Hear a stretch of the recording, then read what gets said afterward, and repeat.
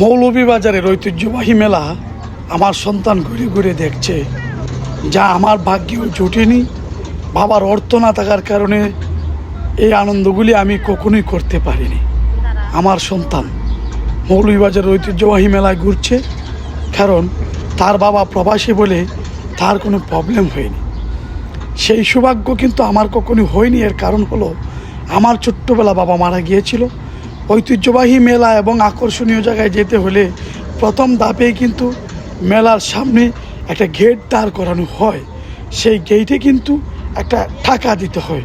সেই টাকার জন্য কিন্তু আমার এই আনন্দগুলি কখনোই দেখা হয়নি। তাই আমি আপনাদেরকে বলছি, আমার সন্তানের বিনিময়ে আমার টাকা থাকার কারণে আজকে আমি প্রবাসে বসেও মৌলভীবাজার ঐতিহ্যবাহী মেলার আনন্দ উপভোগ করছি। ওইখানে আমার সন্তান ঘুরছে আর দেখছে, সেই গাড়িগুলি চড়ছে। সন্তানদের আনন্দের জন্য হলো বাবাদের বলবো, জীবনের মূল্যবান সময়গুলি কাজে লাগান। দেখবেন আপনার জীবনে যে আনন্দ কখনোই আপনি করতে পারেননি, সেই আনন্দগুলি আপনার সন্তানরা করবে। কারণ সন্তানদের আনন্দই কিন্তু মা বাবাদের আনন্দ। আমি আমার জীবনের দুঃখের কাহিনী কখনোই কাউকে বলিনি, কারণ মন থেকে হজম করেছি বলে আল্লাহ রাব্বুল আলামিন আমাকে সারা পৃথিবীর সুন্দর দেখার সুযোগ করে দিয়েছেন, আপনাদেরকেও দেখার সুযোগ করে